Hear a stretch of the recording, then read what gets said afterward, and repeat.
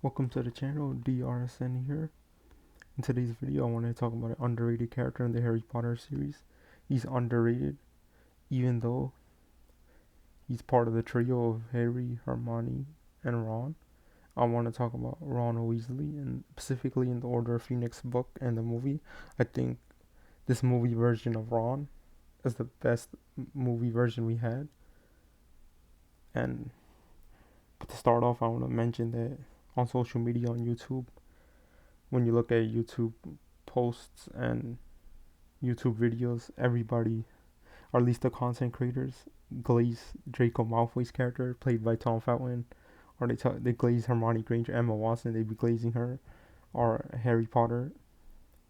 Well, glazing Harry Potter is justified because he's the main character, but the actor Rupert Grint, he gets a lot of I seen an Instagram post where he got a lot of negativity, saying like how he was a bad friend to Harry, which that's not true, in my opinion.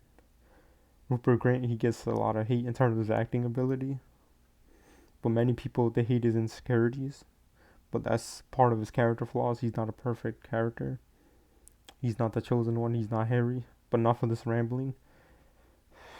I want to talk about Ron in the Order of Phoenix. Let's first start off in the movie. I think this is the best movie version of him, as I mentioned stated earlier. But in the movies, he has his moments of loyalty towards Harry and Hermione. He has humor, and he's actually clever and useful in the climax.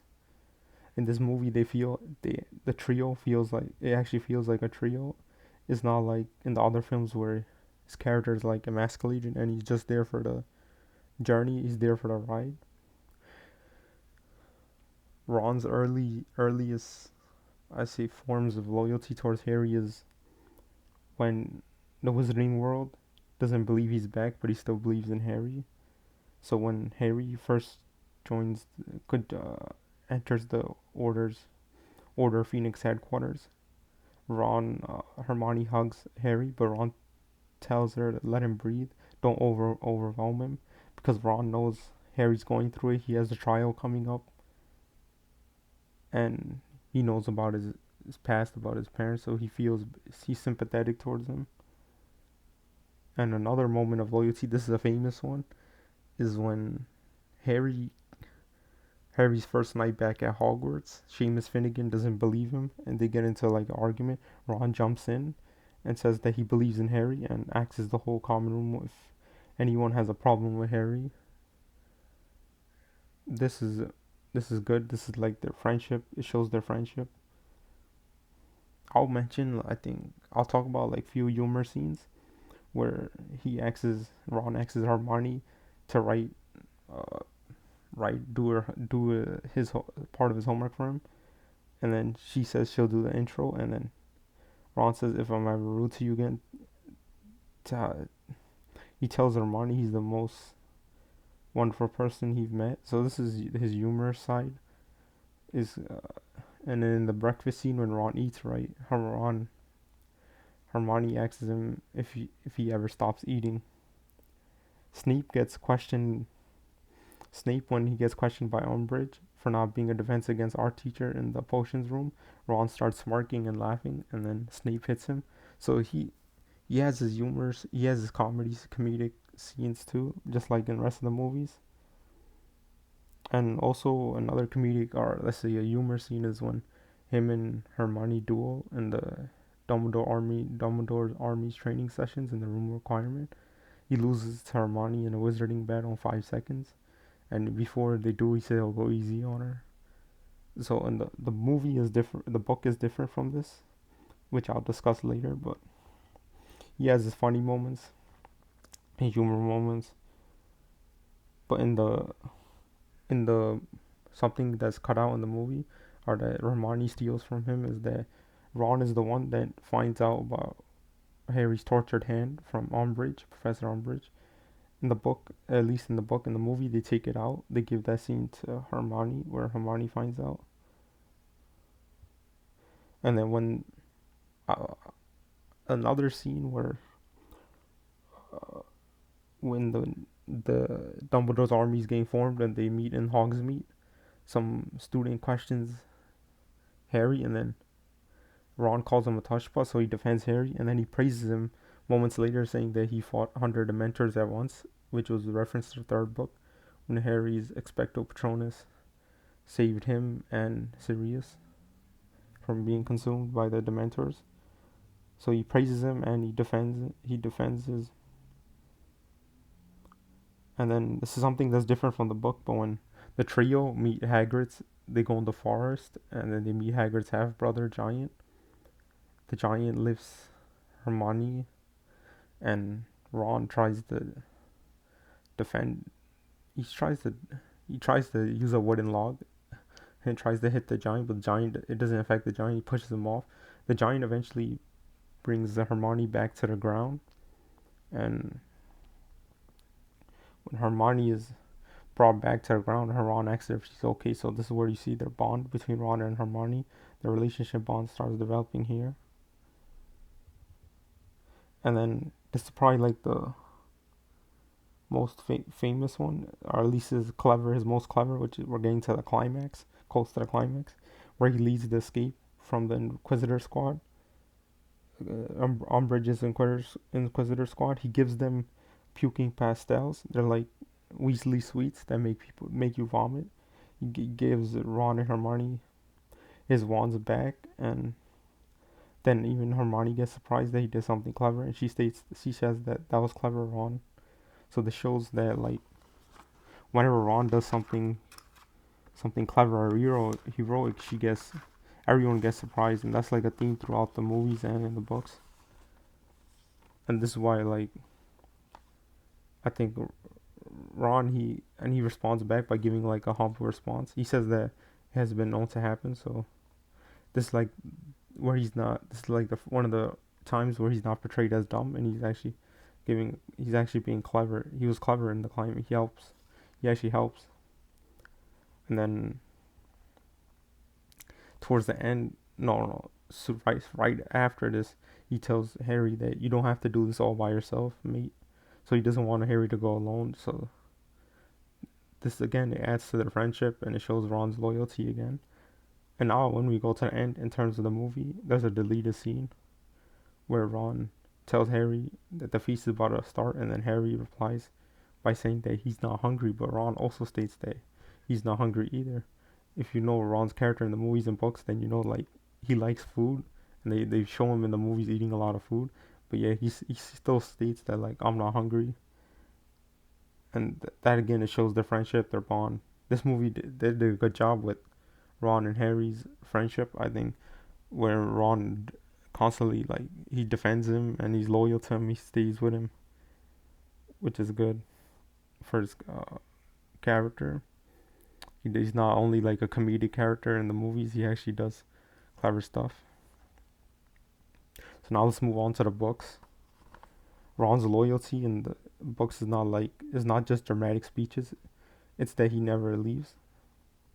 There's a moment where Percy he turns heel, or he turns like he turns on the he's on the ministry side, and he writes a letter to Ron telling him to not to associate with Harry. Where Ron rips the paper in front of Harry, so that, again that's another sign of his loyalty. Ron supports Harry during Harry's anger episodes. So Harry in this book, the fifth book, he spends a lot of time in the book like he's frustrated, he's angry, he's emotionally exhausted because he's going through a lot. But Ron could have taken Harry's outbursts personally, but instead he stays nearby, he listens, he argues occasionally with him, but he remains loyal to him. One example of this is when Harry first visits the Order of the Phoenix secret layout, or their secret hiding place. Ron and Hermione tell Harry that Dumbledore told them not to tell Harry anything during the summer. And then Harry in the book he yells at both of them. He gets angry. Despite this, Ron still stays with him because he understands him and he's sympathetic towards him, and they have a bond. Their bond is it shows their bond like he's gonna he knows what Harry's going through. When he joins Dumbledore's army in the book. He says if Harry's fighting in this, I'm in it too. And Hermione, him, what's different between the movie where he just loses in 5 seconds to Hermione in the DA training session.